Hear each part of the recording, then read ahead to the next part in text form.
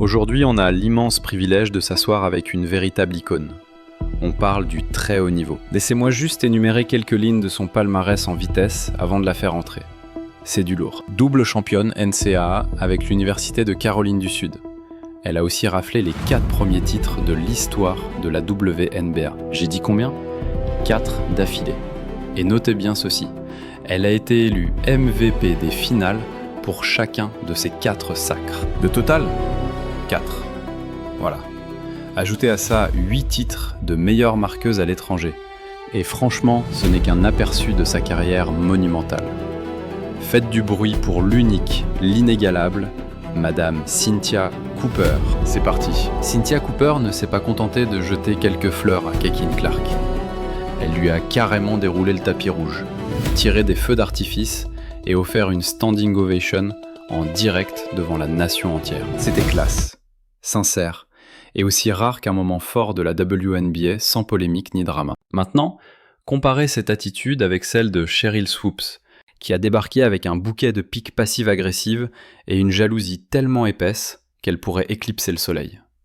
On était bien loin de l'analyse sportive habituelle. Ça ressemblait plus à un règlement de compte de lycée qui tourne mal, sauf que la cantine est une conférence de presse et que la rancune date de plusieurs décennies. L'hommage de Cooper suintait la classe, alors que Swoopes a officiellement posé sa candidature pour le titre de coéquipière la plus aigrie du siècle.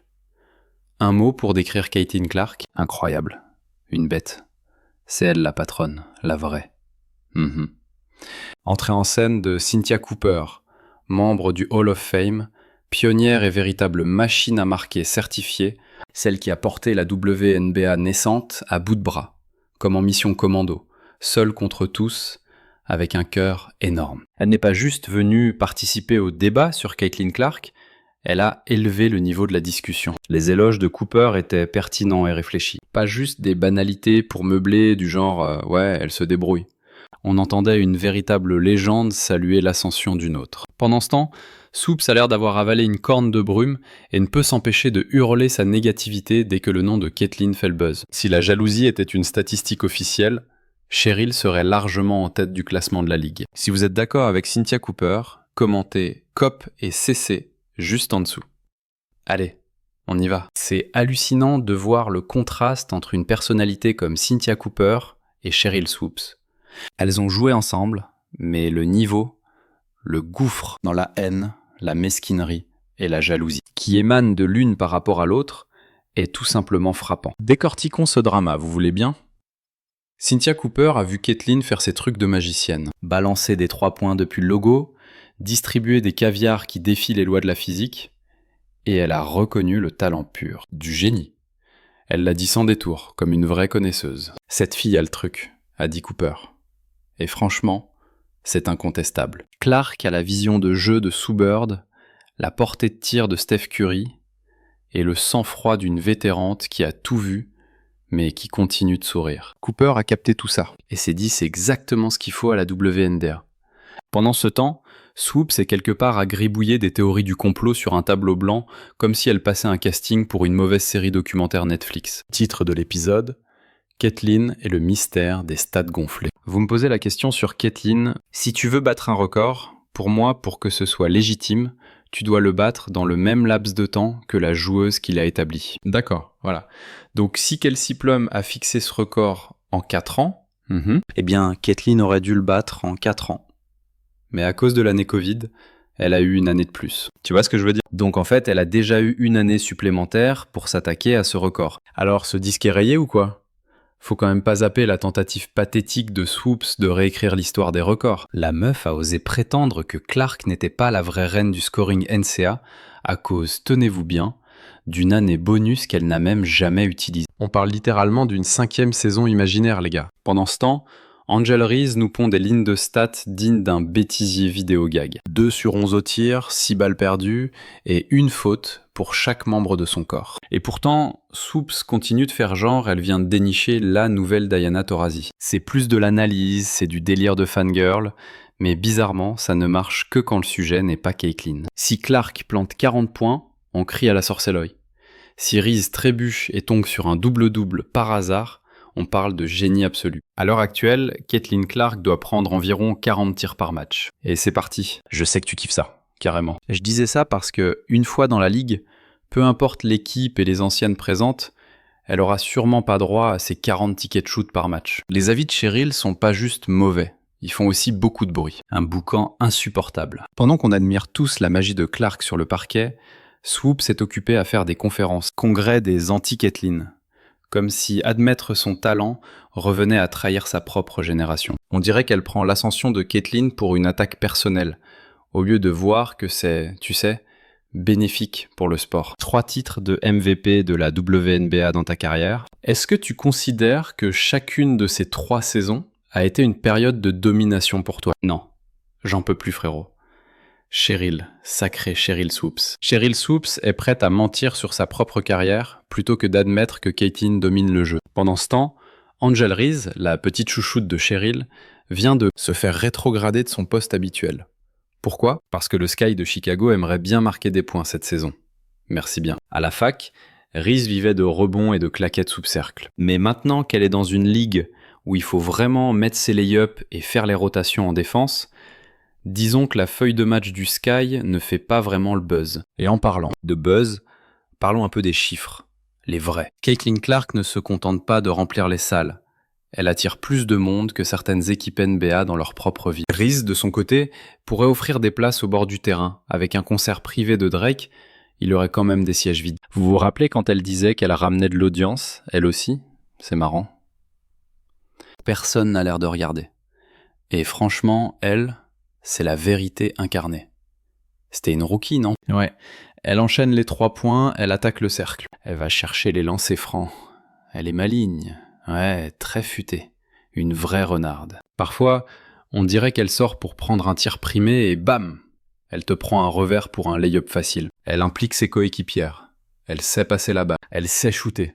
Mec, c'est la joueuse de basket ultime. Et pendant que Clark réécrit l'histoire l'air de rien et gère ses interviews comme une pro, on la traite encore comme si elle s'était incrustée dans la ligue, sans invitation. C'est dingue. Les gens agissent comme si son succès était un bug dans la matrice. Pendant ce temps, la vieille garde s'accroche à son influence déclinante comme si elle voulait monopoliser tous les sponsors Gatorade. Depuis quand célébrer une étoile montante est devenu un acte controversé ? Bref, on sait tous que la plupart de ces vétérans de la WNBA n'ont pas été très accueillantes, à part des légendes comme Sue Bird, Cheryl Miller et quelques autres. Mais quand on parle de Cheryl Swoops et sa clique, oh là là, c'est des haineuses professionnelles, frérot. Lisa Leslie, à la limite, ça passe encore, même si elle a aussi critiqué le timing. Mais cela dit, Cynthia Cooper a vraiment pris les devants pour donner tout son respect à Caitlin Clark. Enfin un peu de bon sens dans ce débat de sourds, grâce à l'intervention de Cooper. En gros, elle a lâché « Faut arrêter de faire comme si c'était illégal de reconnaître que Caitlin est une tueuse. » Et bim, juste comme ça, petite piqûre de rappel sur ce qu'est une vraie légende. Les vraies légendes ne flippent pas pour leur trône. Elles tivent voir la relève. Elles passent le flambeau au lieu d'essayer de cramer la nouvelle génération. Et pendant que Cooper donne une leçon de classe magistrale, Swoops est toujours là, à bouder dans son coin, coincé dans ses émotions, comme si on venait de lui braquer sa dernière bague de championne. Tu sais ce que je veux voir, moi ? Tout le monde a parlé du duel entre Sabrina et Steph, tu vois, le concours de tir à 3 points là. Moi, pour le All-Star Game WNBA, je veux un face-à-face Sabrina Ionescu contre Caitlin Clark. Ah ouais, grave. Moi aussi je paierais pour voir ce concours de shoot. C'est clair, ce serait lourd. J'espère vraiment qu'ils vont le faire. En plus, c'est dans l'Indiana cette année, non ? Bref, c'est la même situation, mais vue par 2 personnes totalement opposées. Cooper regarde Caitlin et se dit « Waouh, quel génie !» Swoops plisse les yeux, marmonne un truc sur du faux diamant et refuse d'applaudir. Franchement, la honte. Caitlin Clark ne joue pas juste bien au basket. Elle métamorphose la ligue. Elle enchaîne les contrats, remplit les stades et tous les gamins portent le maillot du Fever comme si c'était l'uniforme de l'école. Si ça, c'est pas changer la donne, alors expliquez-moi ce que c'est. Et pourtant, dès qu'on prononce son nom, on se croirait en plein procès au tribunal. « Objection, votre honneur, elle est trop forte !» Et j'ai entendu dire que tu m'avais envoyé des fleurs. J'ai failli verser une larme, ça m'a touché. Du coup, je te retourne le compliment. Bah déjà parce que tu le mérites amplement, merci à toi. En tant que femme noire, te voir assumer ta vérité sans te soucier des qu'en dira-t-on, c'est puissant. Le nom parfait pour ce podcast d'ailleurs. J'adore comment tu continues de prouver ta valeur. Et n'oublions pas comment Caitlin réagit à tout ce bruit. Silence radio. pas de clash, pas de coup de gueule. Elle débarque, elle plante 30 points et elle se casse. C'est ça qui rend les rageux fous. Elle garde son calme et son élégance, pendant que les autres galèrent à trouver des légendes Instagram pour gratter un peu de buzz. Pendant ce temps, Angel a dû revoir toute son attaque pour ne pas trébucher sur sa propre hype. Caitlyn, elle a tiré tout le monde vers le haut. C'est la marée montante. Et chaque joueuse, chaque équipe, chaque vendeur de billets devrait lui envoyer une carte de remerciement. Les seuls qui nagent encore à contre-courant, ce sont ceux qui ont une peur bleue de tomber dans l'oubli. Et plus ils résistent, plus ça devient flagrant. Caitlyn n'est pas seulement le futur, elle est déjà la référence absolue. Les autres ont intérêt à s'accrocher. J'étais là bouche bée. Mon Dieu, elle est tellement maligne. C'est ça que les gens ne captent pas toujours chez Caitlyn. C'est pas juste une machine à 3 points. C'est une passeuse d'élite. Pas juste moyenne, hein. Pas bof. Elle est excellente à la passe. Et surtout, elle est vicieuse dans le bon sens du terme. Je l'ai vue choper la balle, partir en backdoor pour un lay-up tranquille. Les défenseurs l'attendaient à 3 points, et bam! Elle se faufile derrière, elle met son panier. C'est de l'art tactique. Et dire qu'elle n'est que rookie, c'est juste sa première année. Ce niveau d'excellence, cette régularité pour une débutante, ça te place direct dans l'élite de n'importe quelle ligue.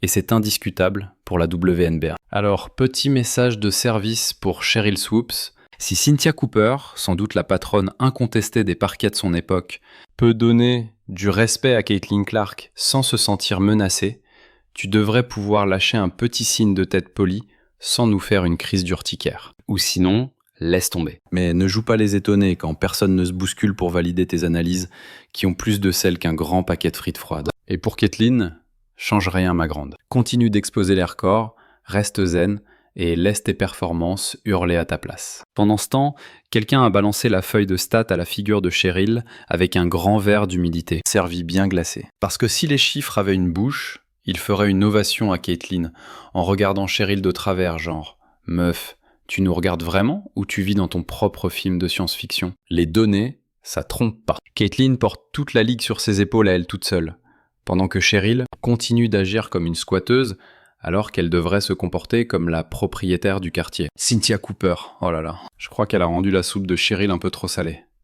Je vois qu'elle tournait à 31,6 points, 7,4 rebonds, 9 passes décisives. Sérieux, est-ce que quelqu'un s'attendait à voir ça dans la Ligue Pro ? Non, clairement pas. Donc elle l'a pas fait ? Bah si. Et si on regarde ses stats d'aujourd'hui, c'est quoi ? 20 points, 8,4 passes, 6 rebonds, c'est de la folie. Ce sont des chiffres monstrueux. Des putains de chiffres. Mais pour moi, c'est pas... Et parlons d'Angel Reese 2 secondes. Ou plutôt, parlons de l'obsession amoureuse de Sheryl pour Angel Reese. À chaque fois que Reese lasse ses baskets, Swoopes organise un défilé, comme si elle venait de résoudre la faim dans le monde. Tu pourrais transformer les éloges de Sheryl envers Reese en jeu à boire. Un shot si elle vante ses efforts après un match catastrophique au tir. 2 shots si c'est la faute des arbitres. Vide la bouteille si une exclusion pour faute devient une leçon de leadership. C'est de la gymnastique mentale niveau olympique. Pendant ce temps, les stats d'Angel sont en chute libre. Ses rebonds baissent plus vite que ses followers Instagram et ses minutes se font découper au montage, comme dans une émission de cuisine. Son rôle change tellement qu'on dirait que le Sky joue à la chaise musicale avec sa position. Même les fans de Chicago regardent le tableau d'affichage de travers en se demandant s'ils se sont pas fait catfish. Elle commence à ressembler à ce sac à main de luxe hors de prix qui s'avère trop petit, trop rigide et totalement inutile au quotidien. Mais bien sûr, continuons de faire semblant que c'est Caitlin le problème, parce qu'elle a l'audace de planter 30 points sans nous claquer une danse après. Je sens le seum d'ici. Je vois carrément les gouttes de sueur perler sur le front de Sheryl Swoopes en ce moment même. Alors que son ancienne coéquipière, avec qui elle a gagné 4 titres WNBA, je dis bien 4 championnats, débarque ici pour dire au monde entier que Clark, c'est la vraie de vraie. Ce qui fout vraiment la rage à Sheryl. Le génie de Caitlin n'est pas bruyant. Pas de provocation sur TikTok, pas de pique en après-match, pas de célébration pour les mêmes, juste une domination tranquille. Le spectacle, c'est son jeu. C'est impitoyable, chirurgical et diffusé en haute définition un soir sur 2. Imagine être tellement allergique à l'excellence que tu te sens obligé de réécrire ta propre légende à chaque fois que quelqu'un écrit la sienne en gras. Les éloges récents de Cynthia Cooper n'étaient pas juste généreux. C'était une vérification des faits instantanée pour contrer des mois de n'importe quoi, parce qu'elle a fait ce que Cheryl aurait dû faire. Élever le niveau du sport en soutenant sa plus grande étoile. Mais non, Cheryl est toujours là, à hurler depuis le toit d'un train de la hype en ruine, alors que les roues sont littéralement en train de se barrer. Le niveau de dévouement de cette campagne anti-Caitlyn force presque le respect par son entêtement. C'est un cocktail toxique d'orgueil mal placé, d'ego démesuré et d'une allergie bizarre à tout ce qui vient de l'Iowa. Quelle que soit la raison, toute cette énergie serait bien mieux investie à analyser les vrais matchs, plutôt qu'à piquer des crises de nerfs en boucle comme des enfants gâtés. Moi, j'aurais sélectionné Caitlin Clark pour la Team USA sans la moindre hésitation. Absolument. Donner une expérience internationale à une prodige aussi jeune que Caitlyn, c'est garantir la domination américaine pour des années et des années à venir. Donc ouais, c'est clair et net, je l'aurais intégré d'office à la Team USA. Et voici la réalité toute crue. Tu ne peux pas prétendre être le gardien de l'avenir de ce sport tout en essayant de saboter la seule personne qui porte cet avenir à bout de bras. Arrêtons de se voiler la face. L'étincelle, c'est Clark. Les contrats télé, c'est grâce à elle. Les stades combles, encore elle. Les maillots qui s'arrachent des rayons, toujours elle.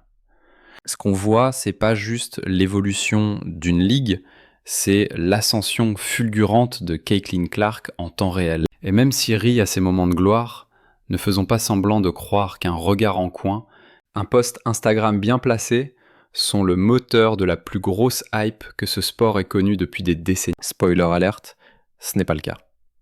J'aurais tellement voulu, tu sais, que Caitlyn vive cette expérience cette année. Parce que le futur, c'est elle. Maintenant, parlons un peu de la façon dont Caitlyn a géré tout ce cirque médiatique. Pendant que Cheryl et sa clique balancent des remarques acerbes et lèvent les yeux au ciel, comme des gamines à la cantine du lycée, Caitlyn est restée 100% pro. Pas de clash, pas de trades viraux, pas de podcast règlement de compte, juste de l'excellence match après match, avec une maîtrise médiatique qui ferait passer n'importe quel politicien pour un amateur. Elle aurait toutes les raisons du monde de riposter. Et pourtant, elle garde la grande classe, laissant son tir en suspension faire la conversation pendant que ses détracteurs partent en vrille, réalisant soudain que leur quart d'heure de gloire touche à sa fin. Voici un petit conseil de pro. Refuser de reconnaître le talent exceptionnel ne te donne pas l'air noble. Ça te donne juste l'air aigri. C'est pour ça qu'elle ne s'est pas contentée de féliciter Caitlyn. Elle a mis à nu l'amertume théâtrale de ceux qui sont trop peu sûrs d'eux pour faire de même.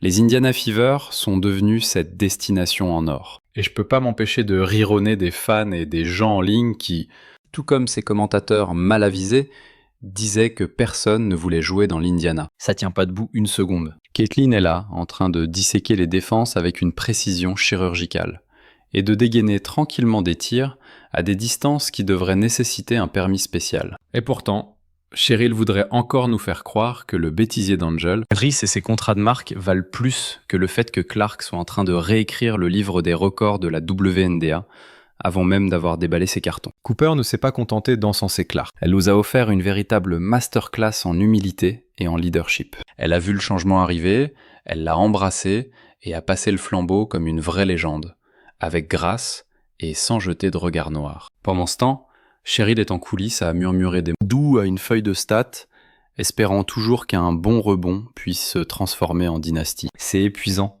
mais surtout, c'est révélateur. Voici la vérité. Les véritables légendes soutiennent la prochaine génération. Elles ne bloquent pas l'accès aux projecteurs. Elles les orientent vers les jeunes. La vraie grandeur reconnaît la grandeur. Et les vrais fans, eux, savent faire la différence entre la simple hype et l'histoire. Et Caitlin Clark, ce n'est pas de la hype. C'est l'histoire en train de s'écrire sous nos yeux. Dommage que tout le monde ne soit pas prêt à évoluer pour le voir. Si tu es d'accord avec Cynthia Cooper, balance coupe et CC dans les commentaires juste en bas. Bombarde les likes, abonne-toi et active la cloche pour ne rien rater. Clique sur la vidéo qui apparaît et on se retrouve direct dans la prochaine.